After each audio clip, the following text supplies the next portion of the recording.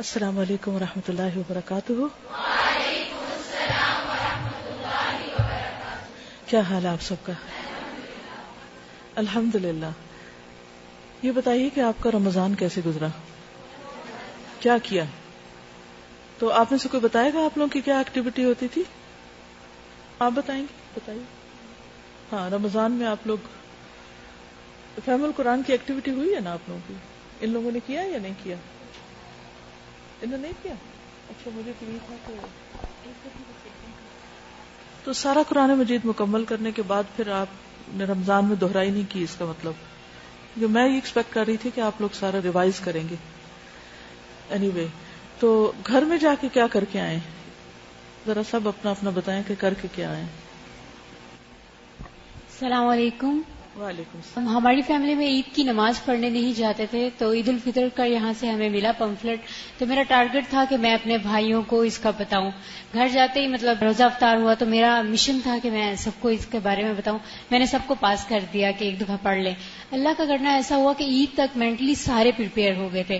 صبح ہوئی تو میں نے سب کے لیے کپڑے ریڈی کر کے رکھے تھے. الحمدللہ الحمدللہ ساری فیملی نے عید کی نماز پڑھی. بہت بڑی اچیومنٹ ہے میری فیملی کے لیے، الحمدللہ.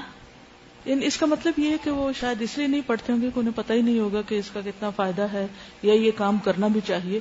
تو گویا ایک طرح سے آپ نے اپنے خاندان کے اندر ایک سنت کو زندہ کیا. تو الحمدللہ. نیکسٹ. السلام علیکم. وعلیکم. میرے فادر پڑھتے تھے قرآن، لیکن ان کی تجوید نہیں صحیح تھی. جس طرح سے ان کا لہجہ تھوڑا مجہول تھا تو مجھے بہت مشکل لگتا تھا. ویسے میری سسٹر نے بھی کیا تھا لیکن وہ نہیں کر سکی ابو کو. میری چھوٹی سسٹر جو تھی وہ تو تجوید کے ساتھ پڑھ لیتی تھی میرے پاس، لیکن ابو کے ساتھ مجھے ڈر لگتا تھا. ابو نے 2-3 دفعہ میں صبح پڑھتی تھی قرآن تو ابو نے میرا قرآن سنا تو ابو کا ہوا تو ابو نے مجھے خود کہا کہ مجھے قرآن پڑھاؤ، تو میں نے ابو کو قرآن پڑھانا سٹارٹ کیا. اور اس کے علاوہ میرے ٹیوشن والے بچے آتے تھے، ان کو میں ٹیوشن پڑھاتی تھی، وہ 3 ہی تھے، تو پھر میں نے ان کو سپارہ بھی پڑھانا شروع کر دیا. گڈ. نیکسٹ. السلام علیکم. وعلیکم السلام. میں نے اپنے اسٹوڈنٹ کو دورہ قرآن کروایا رمضان میں. انوائٹ تو سب کو کیا تھا لیکن الحمدللہ ایک بھی آگے، اس کو میں نے کروایا تھا. پورا کروایا؟ الحمدللہ پورا کروایا تھا. ماشاءاللہ، ویری گڈ. اور عید کی آپ کو نماز پتہ ہے کہ ایک شخص کو کروانا زیادہ ہمت کا کام ہے. کیوں؟ کیسے؟ کیونکہ شیطان خیر بندہ ہوا ہوتا ہے، لیکن ہمارا نفس جو ہے وہ بار بار ہمیں یہ کہتا ہے کہ لو ایک کو، صرف ایک کے ساتھ تم اتنا وقت لگاؤ گی. لیکن اللہ کا شکر ادا کرنا چاہیے کہ اس ایک کی برکت سے خود ہم کچھ کرنے کے قابل ہو جاتے ہیں. اگر وہ ایک نہ ہو تو اپنی دہرائی بھی مشکل ہو جاتی. اور اس سے اتنا فائدہ ہوا کہ میری اپنی جو تھی وہ پوری دہرائی ہو گئی، تفسیر سے ساری کمپلیٹ ہو گئی. اور دوسرا یہ کہ عید کی نماز میں نے کبھی نہیں پڑھی تھی، اس دفعہ میں نے پڑھی، بہت اچھی عید گزری میری. الحمدللہ. السلام علیکم. وعلیکم. سب سے پہلے تو مسجد میں ہم ہمیشہ تراویح پڑھنے جاتے تھے، تو میری وہی خواہش تھی کہ میں نوافل میں خود سے قرآن پڑھوں اور اس میں تلاوت کروں. تو پھر اس طرح الحمدللہ میں نے رمضان میں شروع کیا کہ جب میں نوافل پڑھتی تو خود قرآن سے بھی کچھ دیکھ کے مطلب. آپ نے مسجد نہیں گئی؟ آپ مسجد جاتی تھی لیکن صبح کے نوافل جب پڑھتی تھی اس میں پھر خود سے قرآن پڑھتی تھی. اور دوسرا یہ ہے کہ ہمارے گھر میں سارے شارٹ ٹیمپرڈ ہیں تو مجھے بھی بہت زیادہ غصہ آتا ہے. تو اب جب بحث کرتے تھے تو میں یہ کہتی تھی کہ آپ کہہ رہی ہیں کہ آپ کے گھر میں، میں سمجھتی ہوں پورے ملک میں ہے. تو وہ مجھے یہ ہوتا تھا کہ میں ٹھیک ہے، جب مجھے بھی ڈانٹتے تھے تو میں آگے سے اب کوشش کرتی چپ ہو جاؤں، اسپیشلی رمضان میں، اور دوسروں کو بھی کہتی تھی کہ چپ ہو جائیں. اور اکثر یہ ہوتا تھا کہ غلطی میری نہیں بھی ہوتی تو پھر تب بھی میں چپ ہو کے اٹھ جاتی تھی. تو اس پہ تھوڑا سا گھر والے حیران بھی ہوتے تھے کہ یہ کیا ہو گیا، یہ کیا ہو گیا. یہ قرآن پڑھ لیا. ہاں. السلام علیکم. وعلیکم السلام. میں ایک بچے کو پڑھاتی نا تو اس سے پتا چلتا ہے کہ ٹیچر بننا جو ہوتا ہے نا وہ بہت زیادہ مشکل ہوتا ہے. اتنا وہ تنگ کرتی تھی، مجھے تو سمجھ نہیں آتی اس کو کس طرح بٹھاؤں، اور بہت مشکل سے ابھی وہ تھوڑا بہت ابھی سمجھی ہے.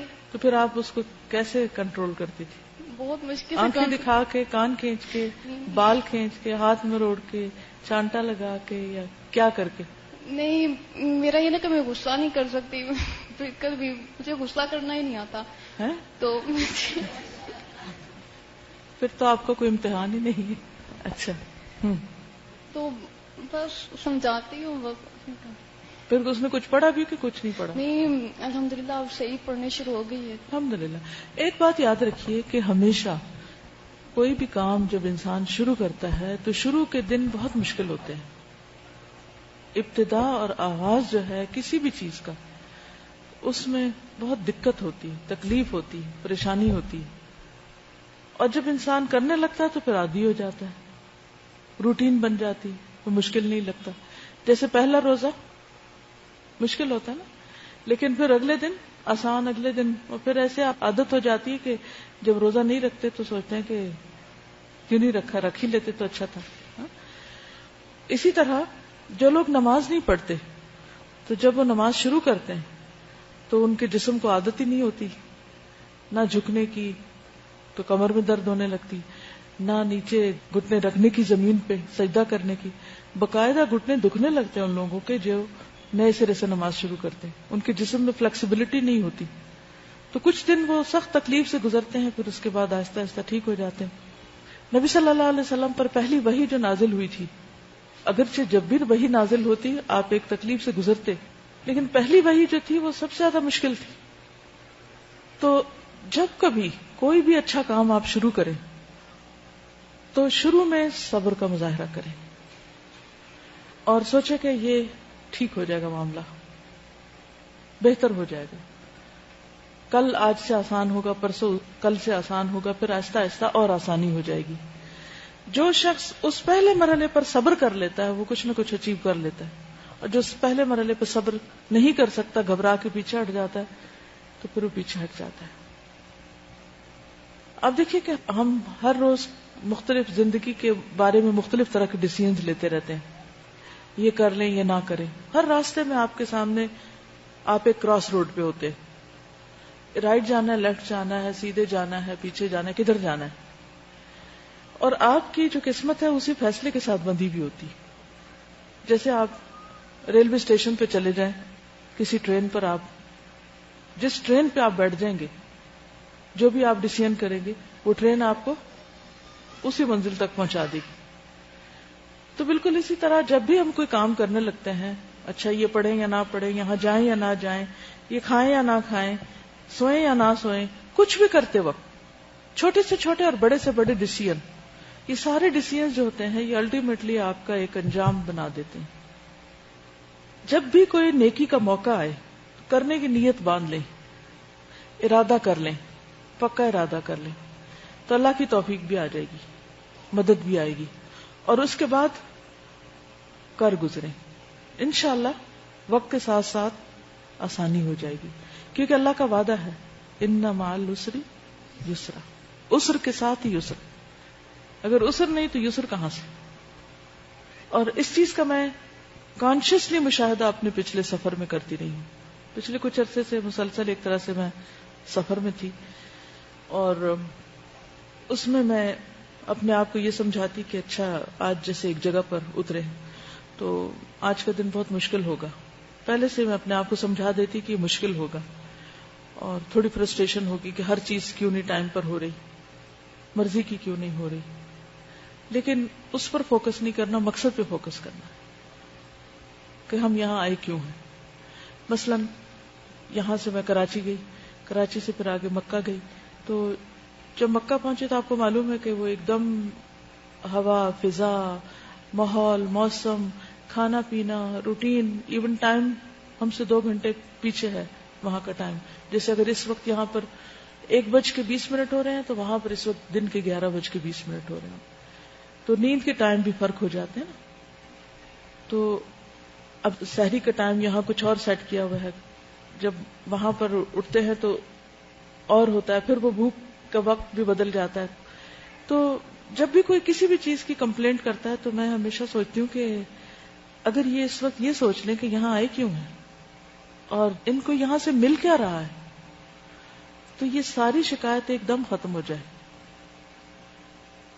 پھر اس کے بعد ہم مدینہ گئے. جب وہ مدینہ پہنچی تو وہاں پر موسم اور ہر چیز بالکل پھر بدل گئی. تو جو میں مسجد کی طرف بڑھتی اور جب میں مسجد کے اندر پہنچتی تو میں صرف یہ سوچتی کہ یہاں کون ہے. حضور صلی اللہ علیہ وسلم اتنے قریب ہیں، حضرت ابو بکر اتنے قریب ہیں، حضرت عمر یہاں ہوتے ہیں. اب یقین کریں کہ میری کیفیت بدل جاتی، میرے جسم کی کیفیت بدل جاتی، میرے دل کی حالت بدل جاتی. اور مجھے یہ لوگوں کے جھگڑے اور بحثیں، اور کوئی شور بلند کر رہا ہے، کوئی کچھ کر رہا ہے، کوئی ہنس رہا ہے، کوئی لیٹا ہوا ہے، کوئی کھا رہا ہے، کوئی کچھ کر رہا ہے، یہ سب چیزیں اتنی irrelevant لگتی. اور کوئی کسی سے شکایت کر رہا ہے، کوئی پھر جب لوگ واپس آتے ہیں تب بھی شکایت عام طور پہ کرتے ہیں، یہ نہیں تھا اور یہ ہے اور ایسا ہو گیا ویسا ہو گیا. تو میں پھر ہمیشہ ایک ہی بات یاد کرتی بھی اور کراتی ہوں سب کو ہی کہ ہم آئے کس لیے ہیں اور کس کے قریب آ گئے ہیں، کیا چھوڑ کے آئے. جو چھوڑا ہے وہ تو کچھ بھی نہیں، اور جو پایا ہے وہ تو بہت کچھ ہے. تو ایک دم نگاہیں اڑ جاتی ہیں ان سب مسائل سے جو ہمیں نظر آ رہے تھے چھوٹے چھوٹے پیٹی. اسی طرح جیسے ابھی آپ گھر کی راحت آرام کچھ دن گزار کے واپس آئے، پھر نئے سرے سے ہاسٹل کی روٹین، پڑھنے کی روٹین، 6-8 گھنٹے روز پڑھنا، تو پھر انسان یہ سوچے کہ آئے کیوں ہیں، کیا پانے والے ہیں، کیا ملنے والا ہے، کیا حاصل ہونے والا ہے، مل کیا رہا ہے، چھوڑا کیا ہے، کیا پایا ہے، کیا کھویا ہے. اور جب آپ یہ سوچتے ہیں نا کہ یہ پا رہے ہیں تو آپ کی ساری شکایتیں دور ہو جاتی ہیں، ساری تھکن دور ہو جاتی.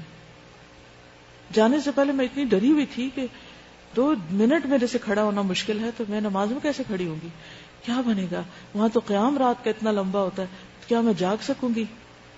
لیکن الحمدللہ کرتے کرتے کرتے اسٹیمنا بلڈ ہوتا گیا، اور آخر میں آ کر مجھے لگتا تھا کہ میں قیام ہی نہیں کر رہی، یعنی بالکل ایک اور ہی کیفیت تھی. پھر اس کے بعد واپسی پر ہم جدہ میں رکے، تو وہاں بھی ظاہر ہے کہ جب چینج ہوتا ہے آپ کا سارا سامان پیک ہو جاتا ہے، آپ کو ٹوتھ برش نہیں مل رہا، آپ کو دوپٹہ نہیں مل رہا، آپ نے بھول کے کتاب پیک کر دی. ایک عجیب حالت ہوتی ہے نا، کوئی چیز کہیں کسی نے چھوڑ دی، کوئی کچھ ہو گیا. تو میں سوچتی تھی میں یہاں آئی کیوں ہوں، میں اپنے اسٹوڈنٹ سے ملنے کے لیے آئی ہوں، اور ہم سب مل کے اللہ کی باتیں کریں گے اور انشاءاللہ کچھ اچھی باتیں شیئر کریں گے. تو میں کچھ دینے کے لیے آئی ہوں. جو ہی میں نے یہ سوچا تو مجھے ہر دوسری چیز میرے نزدیک بالکل سیکنڈری ہو گئی. پھر اس کے بعد دبئی میں آئی، وہاں بھی مجھے فلو شروع ہو گیا. سوچتے کس لیے آئی ہوں، کیا کرنے آئی. اگر وہ مقصد پورا ہو رہا ہے باقی باتیں پیچھے ہیں. تو جہاں بھی آپ ہوں، کہیں پر بھی، تو یہ چیز بہت زیادہ تکلیف دیتی ہے کہ جو ہمارا ہر وقت کمپلینٹ کرنے کا، شکایت کرنے کا رویہ ہوتا ہے. اس سے بھی شکایت ہے، اس سے بھی شکایت ہے، اس سے بھی، اس سے بھی، اس سے بھی. خود تو تکلیف اٹھاتے ہی ہیں، دوسروں کو بھی جلاتے ہیں. خود تو غیبت کرتے ہی ہیں، اپنے عمل ضائع کرتے ہیں، دوسروں کے بھی ساتھ کرتے ہیں. کس قدر تکلیف دہ بات ہے. شکر نہیں اللہ کا کرتے کہ اللہ نے ہمیں اپنے دین کے کام کے لیے چنا ہے، اپنے راہ کا طالب علم بنا. اگر آپ کو یہ یقین آ جائے نا کہ آپ جنت کے رستے پر ہیں، تو یہ رستہ جتنا بھی طویل ہو جائے آپ کا شوق ختم نہیں ہوگا، کیونکہ اینڈ پہ جو منزل ملنے والی ہے وہ بڑی حسین ہے. تو انسان کا اسٹیمنا اور بڑھتا جاتا ہے، مشکلات اس کو آسان ہوتی جاتی ہیں. لیکن جب مقصد اوجھل ہوتا ہے نا بندے کی نگاہ سے اور منزل دور ہوتی ہے، تو پھر انسان ہر چیز پہ شکایت کرتا ہے، ہر چیز اس کو بادر کرنے لگتی. تو زندگی کا ایک ایک دن اور ایک ایک قدم اور ایک ایک کام اور ایک ایک موقع اور ایک ایک اپرچونٹی، ہر چیز کو انجوائے کرے. یعنی میں وہاں پر بھی اور بعد میں بھی سوچتی تھی کہ میرا یہ وقت کیسے گزر رہا ہے. تو میں سوچتی تھی الحمدللہ اتنا اچھا، اتنا اچھا. پھر میں سوچتی تھی یہ جگہ کیسی ہے، ایک ایک پتھر اور ایک ایک اینٹ اور ایک ایک راستہ اور ایک ایک چیز اتنی پیاری لگتی تھی. تو میں کہتی تھی کہ اگر مجھ سے کوئی پوچھے کہ کیا پایا، تو میں کہوں گی ہر لمحے کا سرور پایا اور ہر چیز کو انجوائے کیا، اور جتنا بھی صرف شکر کے سجدے میں پڑی رہا تو اتنا ہی کام ہے. تو اگر ہم مختلف جگہوں پر، چیزوں میں، اپنے ساتھیوں میں، اپنے اسٹوڈنٹس میں، اپنے استادوں میں، اس جگہ پر اگر ہم اپنی سوچ مثبت کر کے جو ہمیں مل رہا ہے اس پر نظر رکھیں تو ہمارا ایک ایک دن اور ایک ایک لمحہ انجوائبل ہو جائے گا. اور پھر ہمیشہ ایک چیز، اگر کوئی چیز وقتی طور پر، کیونکہ انسان تھک بھی جاتے ہیں، نیند بھی آ جاتی، بھوک بھی لگ جاتی، سستی بھی آ جاتی، کئی چیزیں ہوتی ہیں، تو اگر اس وقت کوئی بھی چیز ایسی لگے کہ جو ناپسند ہو تو فوراً سوچا کریں عسیٰ ان تکرہوا شیئا ویجعل اللہ فیہ خیرا کثیرا، فیہ خیرا کثیرا. ہو سکتا ہے ایک چیز تمہیں سخت ناپسند ہو اور اللہ اسی ناپسندیدہ چیز کے اندر تمہارے لیے خیر کثیر رکھ دے. صرف خیر نہیں، خیر کثیر. واللہ یعلم وانتم لا تعلمون. اللہ کو پتا ہے، تم نہیں جانتے. اس کو علم ہے، تمہیں علم نہیں. کورس شروع ہوا ہے، پہلا دن مشکل ہوگا، چیزیں سیٹل نہیں ہوگی. ٹیچرز کے لیے بھی ہوگا، اسٹوڈنٹس کے لیے بھی ہوگا. ہاسٹل کی روٹین، باقی سب کچھ. لیکن آپ دیکھیں گے ایک ہفتے کے بعد آپ کو کچھ مشکل نہیں لگے گا. نیکسٹ کوئی بات کرے. السلام علیکم. رمضان میں تو الحمدللہ فرسٹ ٹائم تراویح پڑھی تھی مسجد میں جا کر. وہ مسجد بالکل انڈر کنسٹرکشن تھی، تو وین وہاں سے گزرتی، میرے دل سے دعائیں نکلتی کہ بس یہ جلدی سے بن جائے اور رمضان میں تراویح کچھ ہو جائے. تو الحمدللہ سیکنڈ روزے سے انہوں نے اہتمام کیا تھا، تو میں نے جانا شروع کیا تھا. پھر جب چھٹیاں ہوئی تو بچوں کو میں پڑھانے جاتی تھی. وہیں تراویح کے دوران ایک باجی مل گئی تھی، تو انہوں نے کہا میں اس طرح اپنے گھر میں کلاسز کر رہی ہوں، اگر آپ ٹائم دے سکتی ہیں تو آ جائیں. الحمدللہ. رمضان کا میں نے چونکہ پوچھا تو کوشش کریں رمضان کے اندر ہی رہیں، کیونکہ پھر وہ باتیں بہت زیادہ ہو جائیں گی، لوگ بھی کافی ہیں. میں یہ جاننا چاہوں گی کہ رمضان میں جب تراویح پڑھنے کے ساتھ سنتے ہیں تو اس وقت دل کی کیفیت کیا ہوتی ہے؟ رونا آیا تھا کہ کوئی نہیں؟ کیوں؟ اللہ کی باتیں سمجھ آتی. نیکسٹ. السلام علیکم. تو پہلے رمضان میں کچھ اس طرح نہیں کرتے. میں نے اس دفعہ خاص یہ ہوا کہ قرآنی و مسنون دعاؤں کا میں نے اہتمام کیا. سحری اور افطاری کے وقت ایک ایک دعائیں سب کو یاد کرواتی اور پھر وہ سنتی بھی تھی.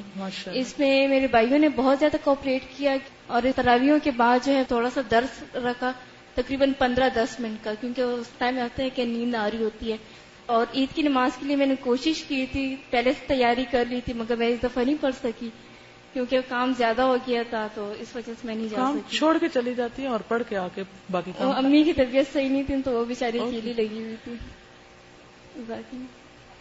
کیونکہ وہ انعام ملنے کا وقت ہوتا ہے نا، اور فرشتے دعائیں کر رہے ہوتے ہیں، تو اس لیے اس وقت کو، کیونکہ نبی صلی اللہ علیہ وسلم نے اتنی تاکید کی، اب آپ بخاری میں پڑھیں گے خیر کہ جی عورتوں کو بھی لے کر جاؤ، حتیٰ کہ پیریڈز ہیں تب بھی جاؤ. کوئی نماز ایسی نہیں جس کے لیے اتنی تاکید کی گئی ہے. السلام علیکم.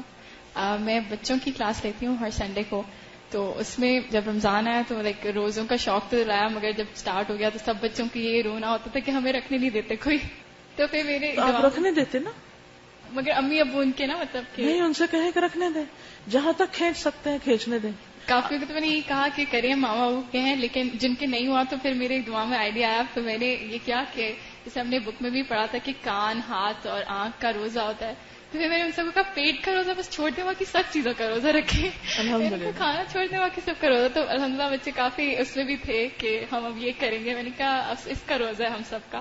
اور ایک بہت اچھا بات یہ جزاک اللہ مطلب لداخ کے لیے کہ ہم ڈے اسکالرس کے لیے 3 دن کی اجازت تھی الوداع میں رہنے کے لیے، تو اس میں ہم نے تراویح پڑھی، بہت ڈفرینٹ ماحول میں، بہت مزہ آیا ماشاءاللہ. جو ایک صف بندی ہوتی تھی وہ کہیں باہر مسجدوں میں نہیں ملتی، تو وہ ماشاءاللہ بہت الگ ہوتا تھا. اور پھر ایک دن لاسٹ ڈے قیام کا بھی اجازت دے دی ہمیں وارڈن باجی نے، جزاک اللہ ان کا. تو پھر ہم نے رات کو قیام کیا تھا، وہ ایک بالکل نیا ایکسپیرینس تھا.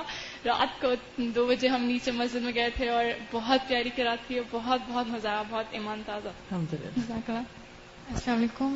اس رمضان میں نے ٹرائی کیا تھا کہ میں کم بولوں اور لفظ سے پرہیز کروں، اور میسجنگ اور فیس بک بھی میں نے ڈی ایکٹیویٹ کر دیا تھا. تو اس کا مجھے ایک ایفیکٹ یہ فیل ہو رہا تھا کہ نمازوں میں جیسے بہت خشوع آ گیا تھا، بہتر ہو گیا تھا. اور اس کے علاوہ یہاں پہ ادھر مسجد میں نیچے بیسمنٹ میں قیام اللیل کے لیے آئی تھی، تو وہ ایک بہت اچھا ایکسپیرینس تھا. پھر آگے نہیں میں آ سکی تھی، صرف ایک ہی بار آئی تھی، تو پھر وہ الحمدللہ گھر میں خود پڑھا اور ایک بار بہن کو بھی پڑھایا، تو وہ الحمدللہ بہت اچھا.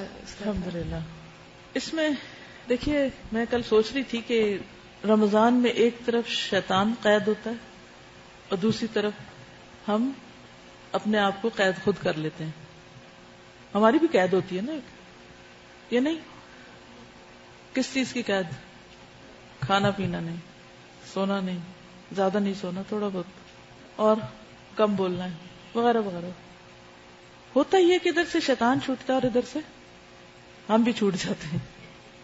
یہ نہیں ہونا چاہیے. ٹھیک ہے، ہمیں اپنے آپ کو اس قید میں جو ہم نے اپنے اوپر رمضان میں ڈالی اس میں کافی حد تک برقرار رکھنا چاہیے. مثلاً آپ نے کہا کہ میں نے رمضان میں ایک ٹارگٹ رکھا تھا کہ میں کم بولوں گی، تو رمضان کے بعد ٹھیک ہے بولیں، مگر وہ جو آپ نے لطف پایا ہے ضروری باتیں کرنے کا اس کو برقرار رکھیں. یعنی وہ 30 دن کی ایک ہیبٹ ڈیولپ کرنے کا ٹائم تھا، 30 دن کا وقت اپنی عادت کو مضبوط کرنے کا وقت تھا. تو اب ضروری ہے کہ اس عادت کو اپنے اندر ڈالے رکھیں. اگر 100% نہیں بھی اس طرح کر سکتے تو ایٹ لیسٹ 50% کر لیں، پھر اگلے رمضان میں مزید کوشش کریں.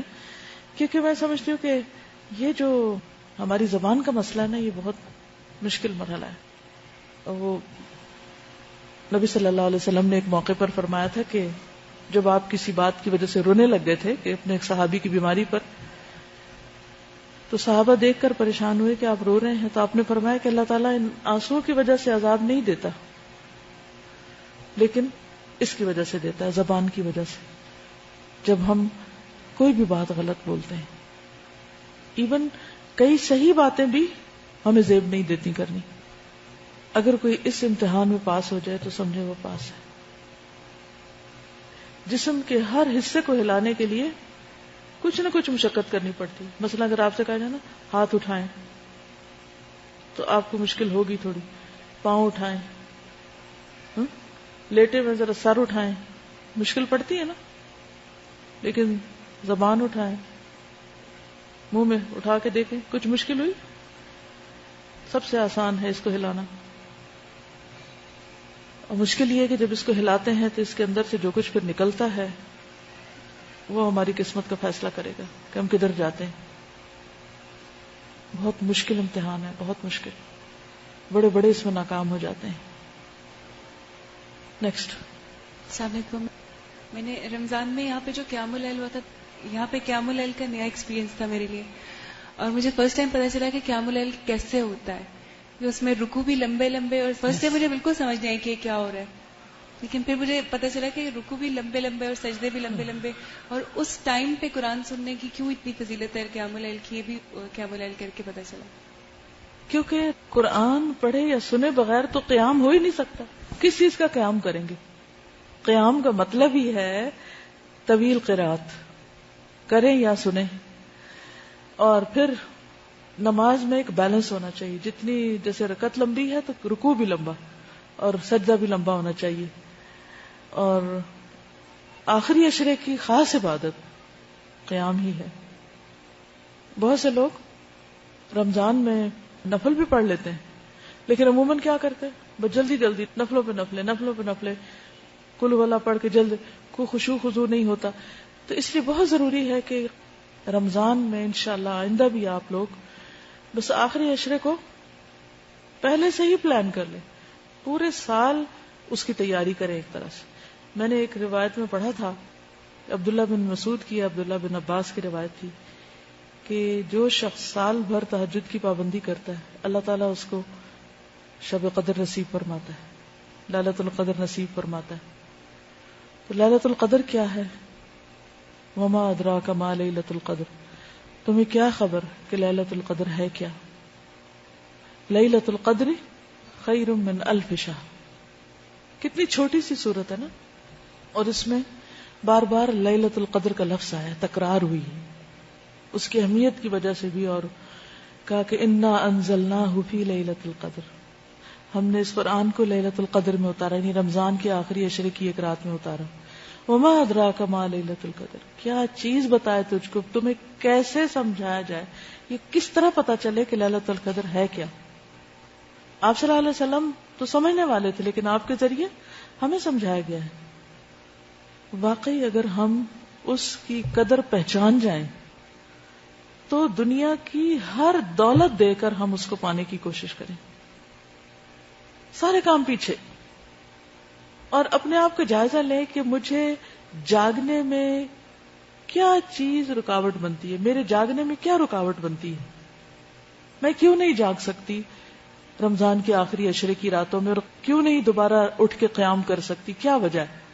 اور ایک ایک رات کا جائزہ لیں. جب میں نے اپنا خود کا انالیسس کیا، کون سی رات کی میری عبادت زیادہ بہتر تھی، اس دن میں نے کیا کیا تھا، کون سی رات کی عبادت متاثر ہوئی، اور اس میں کہاں میری غلطی تھی. اور اپنے لیے پھر نوٹ کیا کہ آئندہ اس چیز سے بچنا ہے. اس میں سب سے نقصان دہ چیز جو آخری عشرے کی عبادت میں رکاوٹ ڈالتی ہے وہ سوشلائزنگ ہے. وہ ملنے آ رہا ہے، اس سے باتیں شروع ہو گئی، یہ ملنے آ رہا ہے، اور ہوتا کہ آخری عشرے میں لوگ یا شادیوں کی تیاری کر رہے ہوتے ہیں یا عید کی تیاریاں کر رہے ہوتے ہیں، اور وہ اپنی شاپنگ سے ڈسکس کرتے رہتے ہیں، یہ خرید لیا، وہ ہو گیا، فلاں آ گیا، اب یہ ہو گیا، وہ ہو گیا. اس وجہ سے وہ رات جو ایک رات 1000 مہینوں کے برابر ہے، ہم میں سے کون 1000 مہینے جیے گا اور 1000 مہینے عبادت کرے گا؟ ایک رات نہیں کر سکتے تو 1000 مہینے ہم نے کہاں کرنی؟ سارا سال ہم اتنا قیام کر سکتے ہیں؟ نہیں کر سکتے. تو اللہ تعالیٰ نے ہم جیسے نکمے لوگوں کے لیے وہ رات رکھ دی کہ اب بھی کر لو، چلو آج ہی کر لو. اس لیے اس کو آئندہ کے لیے ابھی سے ٹارگٹ کر لینا ہے کہ اس کو ہم نے پریزرو کرنا ہے، اس کو نہیں ہاتھ سے جانے دینا. اتنا بڑا خزانہ، تقریباً 80 سال کی عبادت بنتی ہے وہ. اسی لیے اللہ تعالیٰ فرماتا ہے ما ادراک ما لیلۃ القدر لیلۃ القدر خیر من الف شہر تنزل الملائکۃ والروح. میں نے کسی سے ذکر کیا کہ جبریل امین اس رات اترتے ہیں، کہتی ہیں حالانکہ ان کو پتا تھا، لیکن وہ ایک احساس کہ وہ اترتے ہیں، تو وہ ایک ایسا جیسے مسجد نبی میں جاتے کہ حضور صلی اللہ علیہ وسلم اتنے قریب ہیں، اتنے قریب ہیں، تو وہ جب یہ کہ جبریل اترتے ہیں تو وہ ایک کیفیت بدل جاتی ہے نا آپ کی خشوع کی اور آپ کے احساس کی اور آپ کی عبادت کی. لیکن ہم کس طرح گنوا دیتے ہیں، اور چونکہ ہمارے آس پاس کا ماحول ان کو قدر نہیں، اور ہم پڑھے لکھے بھی ساتھ ہی جاہل بن جاتے ہیں، لہٰذا کوئی بھی صحیح طرح اس رات کے حق ادا نہیں کرتا. آپ کچھ کہنا چاہ رہے؟ ہاں، سستی.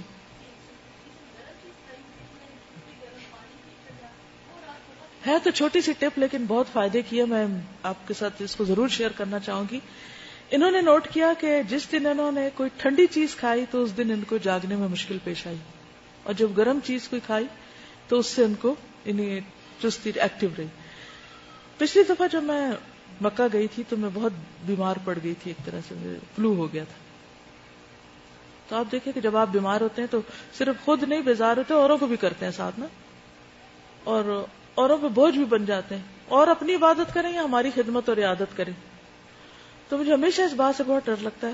کئی دفعہ لوگ کہتے ہیں نا آپ ہمیں عمرے پہ لے کے جائیں، اور مجھے ایک بھی اندر دل کا چور ہوتا ہے کہ میں جا کے بیمار پڑ گئی تو باقی لوگ جو اتنی توقع لے کے جائیں گے تو وہ تو بہت مایوس ہوں گے. تو اس لیے بہتر ہے جو کام نہ کر سکے بندہ نہ کرے.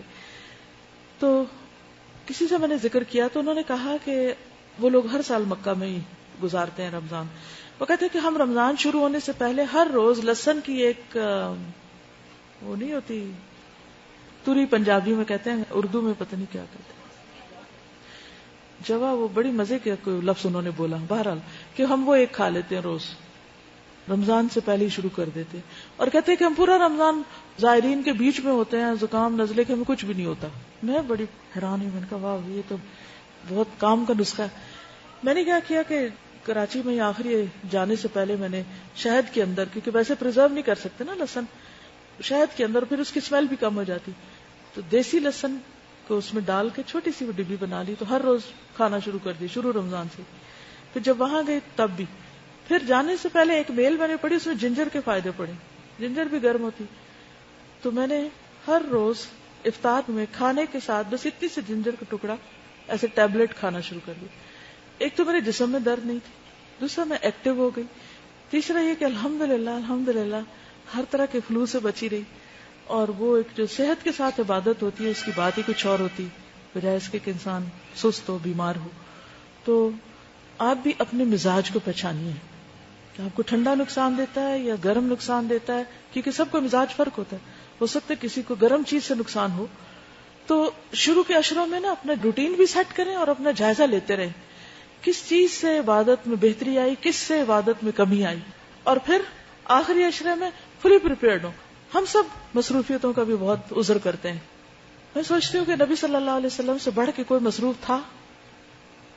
آپ ہر سال اعتکاف کرتے تھے اور ہم نے ایک دفعہ بھی نہیں کیا. ہم کیسے پیروکار ہیں؟ تو ہم نیت تو کر لیں نا، ارادہ تو کر لیں. ٹھیک ہے ابھی بچے چھوٹے ہیں، ابھی آپ کی ذمہ داریاں بہت ہیں، لیکن ہو سکتا ہے جب تک یہ ذمہ داریاں ختم ہو تو صحت بھی ختم ہو جائے یا زندگی ختم ہو جائے. تو کچھ نہ کچھ چلیں اگر اعتکاف نہ صحیح تو کوئی بھی طریقہ ایسا اختیار کرے کہ جس میں تھوڑی آئسولیشن. اعتکاف کیا ہے؟ Isolation minus socialising. جو کرنی ہے پہلے کر لے, افطاریاں کرنی ہے, ملنا ہے, ملانا, جو کرنا, آخری عشرہ بس بلاک کر لے اپنا کہ یہ عبادت کے لیے, تاکہ اس بڑی خیر سے محروم. کیونکہ نبی صلی اللہ علیہ وسلم نے فرمایا جو اس رات کی خیر سے محروم رہا وہ ہر خیر سے محروم رہا. بہت بڑا نقصان کیا اس نے اپنا. تب جو ہو گیا سو گیا, اللہ ہم کو اگلا سال دے اور ہم یہ نقصان نہ کریں. اور پھر اس میں کیا کرنا ہے؟ زیادہ قیام. کوئی لوگ کر رہے ہیں تو ان کے ساتھ کر لیں, زیادہ اچھا رہے گا, آسانی رہے گی. نہیں تو خود. اور ایسا تھا کہ پہلی دفعہ رمضان تھا کہ قرآن بالکل صحیح صحیح سمجھ آ رہا تھا اور گھر میں تراویح کا اہتمام تھا, تو اس کے لیے کہیں جانا آنا نہیں پڑتا تھا. گھر میں ہی اہتمام کرنے میں بھی اچھا لگتا تھا. ہر چیز کی فضیلت پتہ تھی کہ کسی کے لیے آپ جائے نماز بچھائیں گے تو کیا ہے, اور ساتھ ساتھ کوشش کرتی تھی تھوڑی تھوڑی باتیں بتاتی رہوں. ظاہر تھا کہ نئے لوگ تھے تو ان کو ڈائریکٹ تو بات نہیں بتا سکتی تھی. ڈائریکٹ بتانے میں بھی کوئی حرج نہیں. کئی دفعہ لوگ چاہتے ہیں کہ ان کو بتایا جائے اور وہ ایکسپٹ بھی کرتے ہیں. یہ تھوڑا خوف ہمارے اندر بھی ہوتا ہے. ان کو ڈانٹے نہیں, ان کے اوپر اعتراض نہیں کریں, لیکن ان کو بتائیں. ہاں, یہ تھا کہ صف بندی کا اہتمام کروانے کی کوشش کی. وہ اسٹوڈینٹس تو کر لیتے تھے لیکن بڑی آنٹیاں پھر کرتی نہیں تھیں. کوئی بات نہیں, کر کرا کے کچھ نہ کچھ.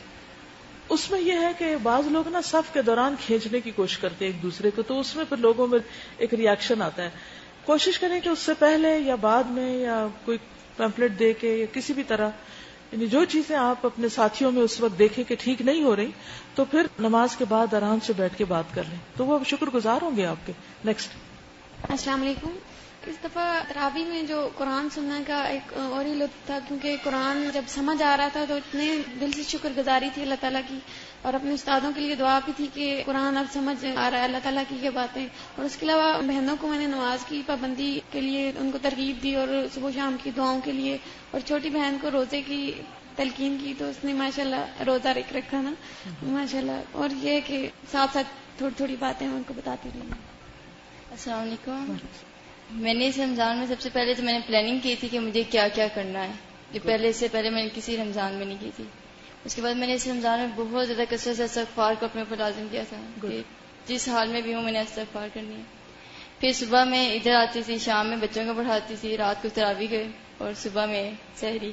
اور اس کے بعد جو 3 دن مجھے جو لاسٹ میں ملے 27 کے بعد, تو مجھے اس وقت سارے رمضان میں ہوتا تھا میں اپنی مرضی سے کچھ کروں.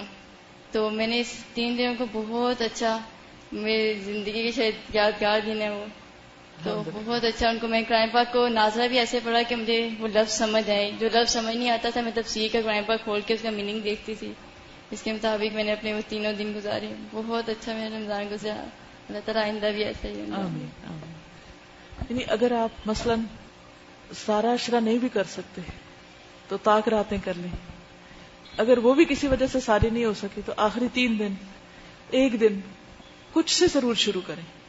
توفیق اس کی طرف سے آتی. لیکن اصل بات یہ ہے کہ اللہ تعالیٰ کیا دیکھتا ہے ہم سے, ہماری چاہت کتنی ہے, ہم کیا کرنا چاہتے ہیں, چاہتے بھی ہیں یا نہیں چاہتے, وہ آزماتا ہے نا. السلام علیکم. میرا یہ والا جو رمضان تھا یہ پچھلے رمضانوں سے تھوڑا سا ڈفرینٹ تھا, کیونکہ اس میں میں نے استقبال رمضان جب یہاں سے سنا تھا تو اس میں مجھے جو چیز کلک کی تھی وہ یہ تھی کہ اس میں پہلے سے پلاننگ کرنی چاہیے. ہم باقی ہر چیز کی پلاننگ کر لیتے ہیں لیکن جو دین کی کام ہوتا ہے اس کا کوئی پلان نہیں کرتے. تو اس میں نے خود سے یہ پلان کیا تھا جو مجھے 30 پارہ حفظ ہے وہ میں نے ریوائز کرنا ہے. اس کے علاوہ میں نے پرسنل قرآن بھی شروع کرنا ہے, کیونکہ ہم لوگ صبح کی کلاس لیتے تھے جو صبح مارننگ میں فجر کی نماز کے بعد ہوتی تھی, صوت القرآن کلاس ہو رہی تھی. اس کے علاوہ دوپہر میں دورہ قرآن ہو رہا تھا وہ بھی اٹینڈ کر رہے تھے, اور رات کو تراویحیں ہو رہی تھی وہ بھی اٹینڈ کر رہے تھے. تو میں خود فیل کر رہی تھی کہ پھر پرسنل عبادت بھی تو ہونی چاہیے, وہ بھی کسی ٹائم ہونی چاہیے. تو اس کے دوران جو ٹائم نکلتا تھا وہ پھر میں نے ایسا پلان کیا تھا کہ اس میں نے پرسنل عبادت کرنی ہے, اور پھر میں اس میں ذکر اور اس طرح کی تسبیحات اور ریوائز وغیرہ کرتی تھی. السلام علیکم. ایک تو میں نے یہ ٹارگٹ بنایا تھا کہ سحری اور افطاری میں جو ہے نا, سحری اور افطاری کے ٹائم سے پہلے فارغ ہو کے دعائیں ضرور کرنی, کیونکہ ہمیشہ وہ ٹائم پکوڑے تلنے اور ان سب میں نکل جاتا ہے. تو اس کا میں نے کافی اہتمام کیا کہ اس ٹائم پہ میں بالکل فارغ ہو کے بیٹھ جاتی ہوں کہ نہیں اب مجھے دعائیں پڑھنی ہیں. اور دوسرا یہ کہ الحمدللہ اس دفعہ الہدا میں جو قیام اللیل کا موقع ملا وہ میں نے پوری طرح مطلب اویل کیا کہ کوئی میری رات رہے نہیں. آخری دن بلکہ یہاں کوئی بھی نہیں تھا تو میں اپنی فرینڈ کے ساتھ آئی, صرف 4 عورتیں تھیں, اور کیونکہ یہاں پہ وہ قاری بھی نہیں آنے تھے وہ جو پچھلے دنوں میں آ رہے تھے, مگر الحمدللہ جیسا بھی تھا, مگر 4 لوگ ہی صحیح, مگر وہ اللہ کا شکر ہے کہ آخری رات بھی مل گئی ہمیں. الحمدللہ. السلام علیکم. ہر رمضان میں جب بھی میں تراویحوں کے لیے آتی تھی ہمیشہ میں دعا کرتی تھی اللہ مجھے سمجھ کیوں نہیں آتا, اور یہاں پر ادھر کی لڑکیاں رو رہی ہوتی ہیں, میں کہتی ہیں کیا کرتی ہیں, کس وجہ سے رو رہی ہیں, اور میں ہمیشہ دعا کرتی اللہ جی مجھے یہ سمجھ آ جائے. الحمدللہ اس دفعہ قرآن سمجھ آیا اور پتہ چلا کہ کیا پڑھا جا رہا ہے تراویحوں میں, اور پھر آخری عشاء میرا یہاں پر گزرا الہدا میں ہاسٹل میں, تو وہ بہت اچھا رہا. فرسٹ ٹائم قیام کیا, اور گھر میں بھائی کے ساتھ بہت زیادہ ٹائم گزرا میرا, جو مجھے فارغ ٹائم ملتا تھا میں اس کو ہمیشہ بتانے کی کوشش, اور وہ سن بھی رہا تھا جو کبھی بھی نہیں میری سنتا, لیکن اس دفعہ وہ ہر چیز خود پوچھتا, اچھا مجھے یہ بتاؤ یہ بتاؤ. شیطان بند تھے نا اس لیے. تو وہ بہت اچھا رہا کہ وہ خود بھی بکس پڑھنے بلکہ لگ گیا. الحمدللہ الحمدللہ. اس میں آپ دیکھیے کہ نبی صلی اللہ علیہ وسلم خود بھی جاگتے تھے اور گھر والوں کو بھی جگاتے تھے, تو یہ مجھے خوشی ہو رہی ہے کہ آپ سب نے اپنے گھر والوں کو ساتھ انوالو کیا. وعلیکم السلام. تراویح میں پڑھنے جاتی تھی, صرف ایک ہی لڑکی ہوتی تھی, باقی 7-8 خواتین ہی ہوتی تھی, تو اکثر میں کوشش کرتی تھی کہ میں پہلے پہنچ جاؤں, لیکن مجھ سے بھی پہلے آ جاتی تھی.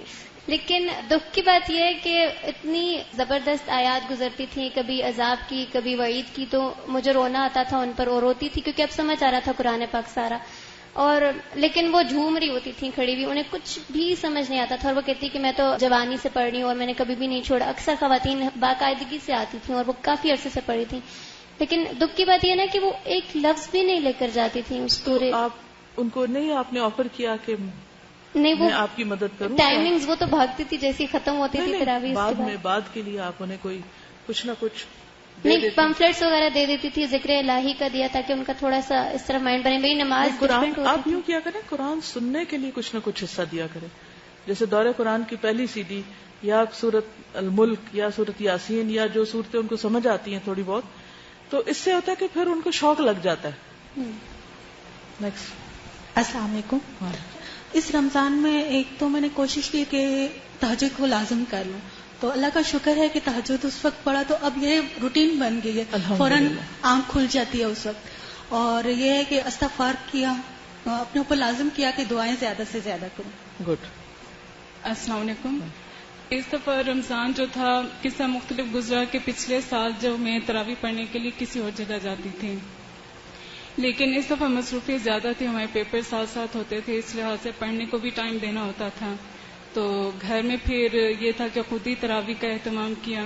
اس وقت مجھے بہت زیادہ خوشی ہوئی کہ پھر جب سورہ میرے خیال ہے کہ نیکسٹ ایئر کے لیے رمضان سے پہلے پیپر لے لیں میکسیمم, تاکہ لوگ جو ہے رمضان میں پھر کہ سورہ رحمان جو یاد کی ہوئی تھی تو اس کو خود جب پڑھا جاتا تھا تو وہ بہت زیادہ خوشی کا احساس ہوتا تھا.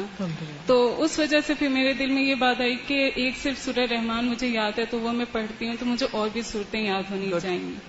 تو لہٰذا رمضان میں جب یہ مجھے یعنی آخر میں جب چھٹیاں ہوئی تو اس کے بعد سے میں نے شروع کر دیا کہ پہلے میں 30واں سپارہ جو یاد کرنا شروع کر دوں, اور اللہ کا شکر ہے میں تقریباً 4 صورتیں یاد کر چکی ہوں شروع سے.